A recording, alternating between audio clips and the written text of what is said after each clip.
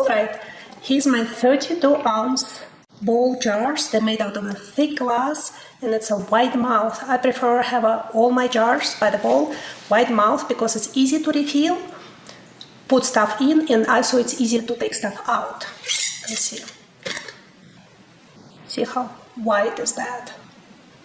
And the lid, airtight lid, comes with 2 parts. First you have a lid and a ring. So things stay extra fresh. It's what I keep in my pantry.